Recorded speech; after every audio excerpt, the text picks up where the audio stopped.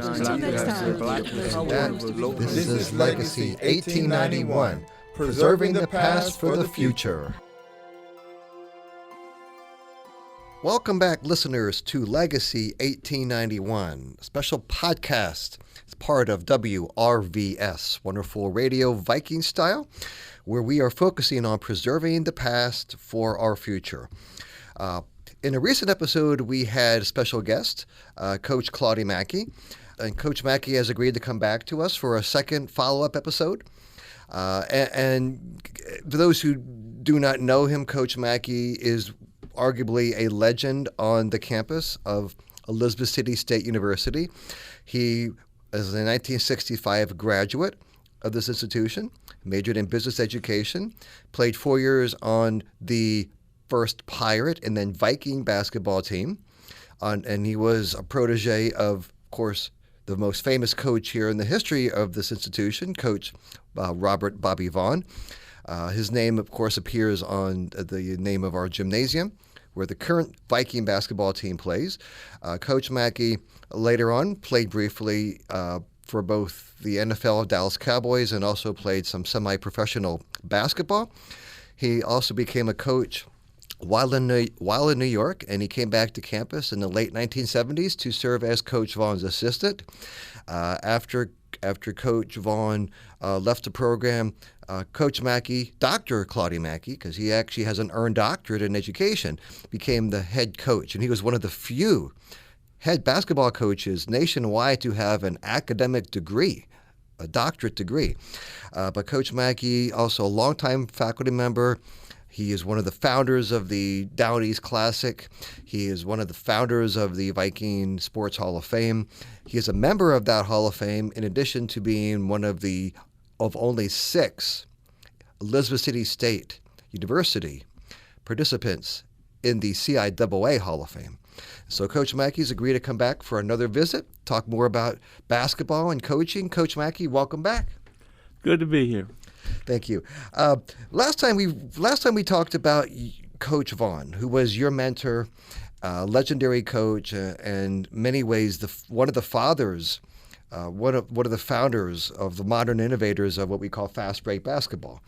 He changed the game, and he had great success here because he was able to take players that might be smaller than your typical player, who might have been overlooked in the recruiting process, and mold them into top teams, some of whom actually won championships. And after Coach Vaughan, by 1986, Coach Vaughan had over 500 victories. He had coached the program since its revival after World War II. And when Coach Mackey's time as a coach ended, you were chosen to be the next head coach of the Vikings. We're going to talk today about your time as coach. First thing, kind of a segue from our last episode. When you took over the program, what did you bring in that you learned directly from Coach Vaughan? Was it just basketball skills, or did you focus on also other things as well, such as the support of education, putting school first, academics above athletics? What did you bring to the program that you already had learned from Coach Vaughan himself? It wasn't a matter of bringing. It was more that of continuing what had been established. As a player, he encouraged graduation. When I came back at Elizabeth City, he was still teaching and preaching graduation. He often said that he would rather have champions than to have championships, meaning that each of these young people that he worked with, for them to graduate and go on and become successful at their chosen areas, they are champions. And the championship was a secondary piece. And so, with that thinking, I didn't see anything wrong with that. I was fortunate enough to have like an 8 or 9% graduation rate. of the young men that we brought into the program. And many of those young men have gone on and have become successful. We've had 2 of them to become head coach at Elizabeth City. And so I just feel that what he had put in place was no reason to change it. I've kept pretty much the same offense that he had, because I had gotten to love and understand the running game, although when I was in New York, I worked with Norm Lefkowitz, and he believed in holding the ball. and believe it or not, we had a game where we won 3-2 in basketball. Oh, my goodness. Dowling College out in Long Island.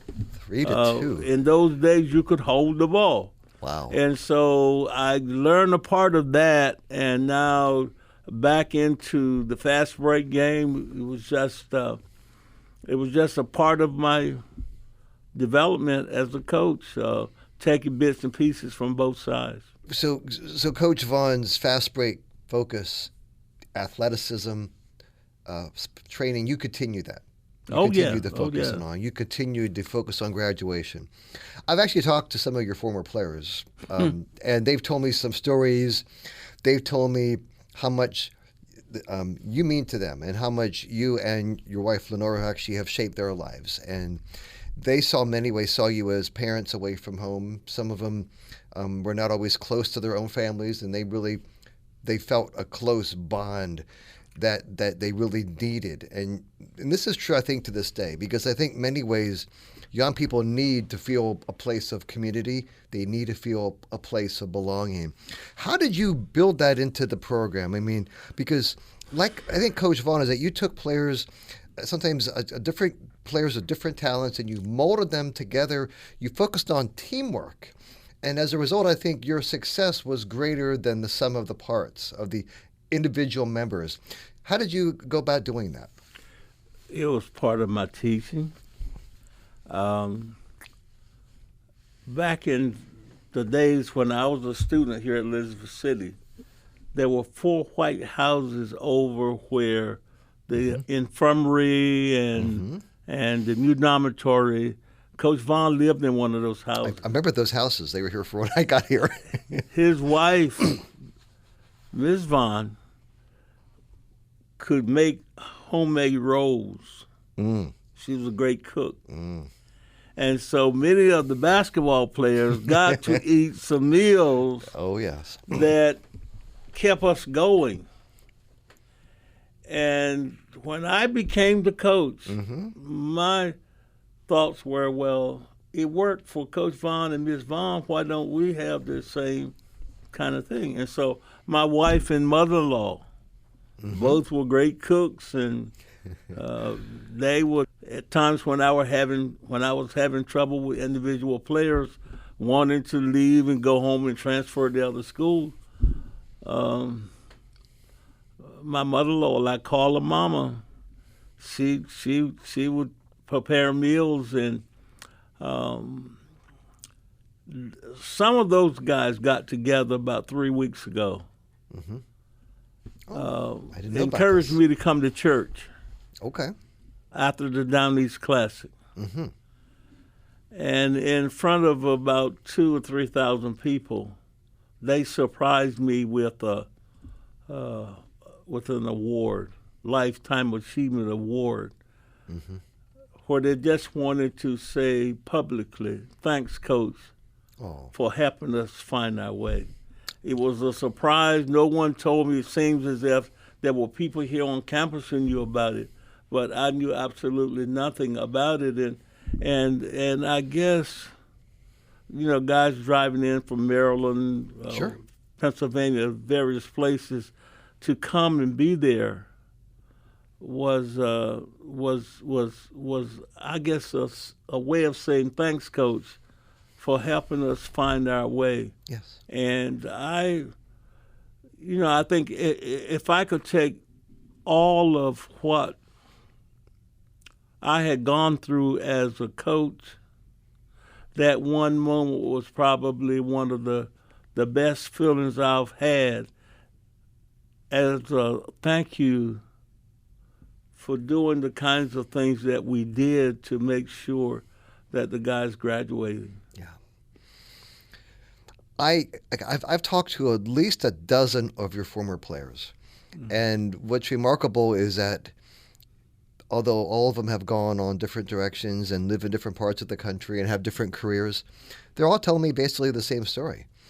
And just how you focused on discipline and how you had them run and get up early. And even though they might not have liked it at the time, because I don't think anybody likes getting up at 5 o'clock in the morning and run a couple miles, especially when it gets during basketball season and it gets kind of cold around here around basketball season, as we are all learning right now that it's kind of getting, winter time is coming up, or it's pretty much, we're kind of technically almost basically we're right in the middle of it by this. I think now we are, but they liked it. Looking back, they think that was good for them. It built character, it built discipline, and it made them to be better people, and it made them be more successful. Well, Glenn, about a year ago, I was facing some medical challenges, and one Sunday morning about 10:30. There was a knock on my door, and it was one of my players and his wife had come to see us being my wife and I, and we didn't know it. And his name was Robert Weiss. We had a nickname for him. We called him the Gut. Okay. But I remember you talking about him. but he came That's and a he nickname. just said, Coach Mackey said, all that you've gone through and I've gone through, I never really got a chance to thank you. He said, this morning I told my wife that I wanted to come just have prayer with you this morning and to personally thank you for helping me find my way when I really didn't have a real direction other than that I had gotten from my mother. Mm-hmm. He said growing up, it was just my mother and I in a little small town. Mm-hmm. He said, in the kinds of things that you and Miss Mackey did with teaching us how to go to a restaurant and how to dress, he said, I never thank you for that. And he said, this morning I just want to, I want to say thanks. And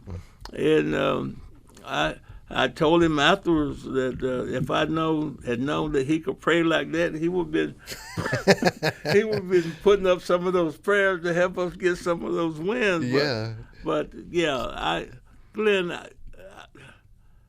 there's just so many stories of guys that we've had that had a player here named Nate Higgs. Yes. Oh, yes. Oh, yes. I experienced something called Guillain-Barré, which is a virus that literally paralyzes you. Yes. And it was at a time where I had just been appointed head basketball coach. Mm-hmm. Didn't really have an assistant coach because the guy who was helping me was also the football coach. Coach Kelly. So I had difficulty moving things around. Mm-hmm. Nate Higgs, every morning, if I had an 8 o'clock class, he would wait at my parking space to help me get in the building. Wow. He would carry my books to my class.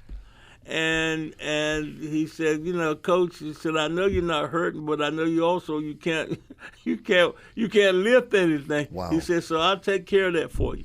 And so until I got my strength back, Nate kind of was my personal bodyguard. Yeah. He kind of helped me along the way. And now, he now lives in Europe and he's doing well. He had 14 years as a pro basketball player. He said, the thing about it is that he was not a player who needed to get your attention. He was at one time, I think, CIAA Player of the Year. Am I correct? That's right, twice.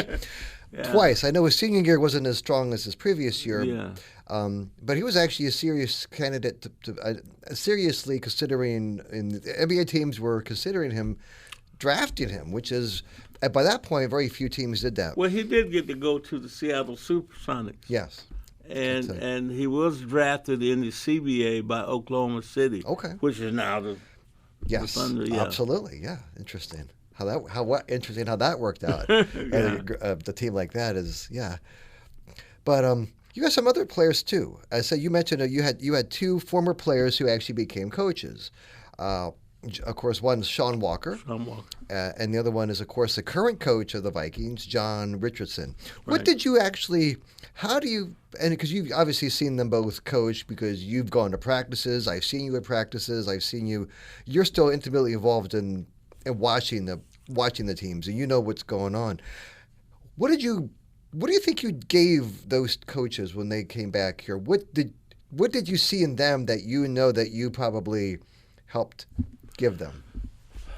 Well, they both talk about the same kinds of things: graduation, finishing what you started, being dedicated to whatever program it is that you're part of. Dedicate yourself to that.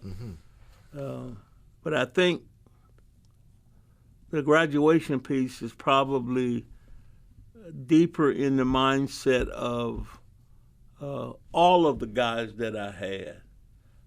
We have one guy that was with that same group who's now a scout for the NBA.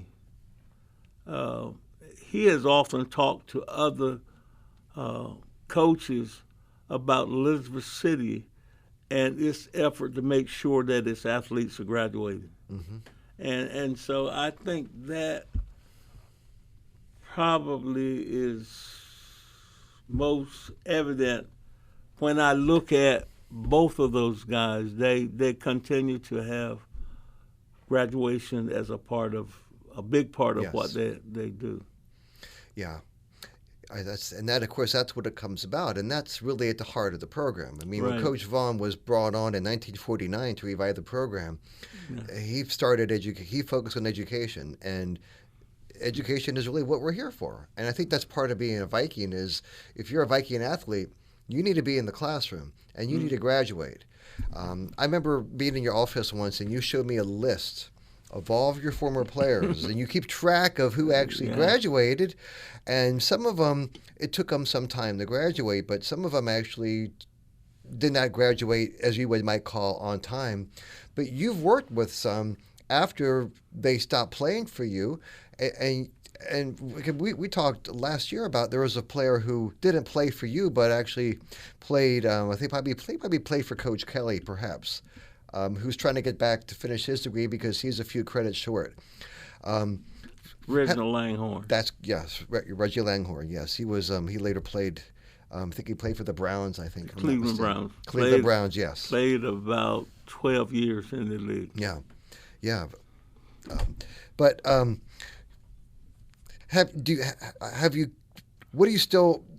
Are you still involved in helping some of your former players in their careers, or perhaps to finish their degrees? I mean, I know they did something for you at Rocky Mount, and they gave you an award. But are you in close contact with some of these players? Do you talk to them?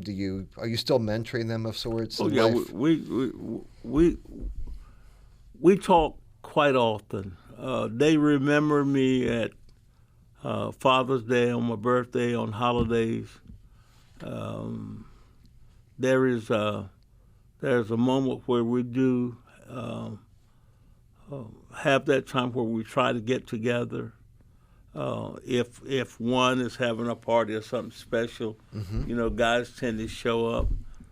Last week, John Richardson was in my office, and there was a promo picture that we did for that 94 team. It was a promo that was supported by the U.S. Postal Service. We had this picture that was shaped like a V. Okay. And our slogan was, "We deliver the total package." Little Coach Richardson saw that picture, Okay. and just happened to have been having a conversation with John Bullock, who's now, vice president of a company that, he flies back and forth to work from Raleigh. Says, Little John, I want you to get that picture because I want to put that picture behind my desk. And so we were going through stuff over in the office trying to find the picture, and we end up finding some copies of it. And he says, well, we're just going to duplicate this and make sure that all of the guys have this one picture that and I'll show it to you when you come around. Yeah, I'll come around again. We have some more talking to do. But that's part of us. We still stay together, work together, and share moments, good or bad. We spend that time. Well, I'll say this. I've been touched by what I've heard from your former players and the service that you've given to this institution and to its alums, and that you're still giving. It's really hard to put into terms. It's really hard to put it in numbers. It's just the impact. And I think part about makes this campus special is that we have that contact. That faculty and staff members, we know our students. We know the students. We want to see them graduate. We mentor them along the way. They're not just people in the classroom whose numbers appear on our roll book, that these are human beings and that we feel that we're part of a community. And I'm impressed with just what I've heard from your former students. In our remaining moments here, would you like to say something about the book that that you and I are kind of working on? You're telling me the stories, and I'm doing my historian thing and helping you out here. Is there anything you want to tell the listeners about your book in progress that we are working on actively? Well, or are you going to save it for another time? we're finding some stuff that I really had forgotten about, and so somewhere along the road in the next few months or so, we can sort of start thinking about some conclusion to it. But just going back for one moment, we talk about my involvement in athletics. Yes. But the whole time that I worked as a coach, I also remained in the classroom. Mm-hmm. Absolutely. And what became disturbing to me was over a 10-year period, I learned that Elizabeth City State University had not graduated minority males in education. Mm-hmm. I think it was less than 10 over a 10-year period had gotten their degree. You mean teaching degrees? They actually went into the classroom. Yeah, into the classroom. So educators. So with my retirement from coaching, I got involved in writing grants and putting together a group that would help find funding where I could, one, help the education department find some young men, demonstrate that they are there, but you have to find them.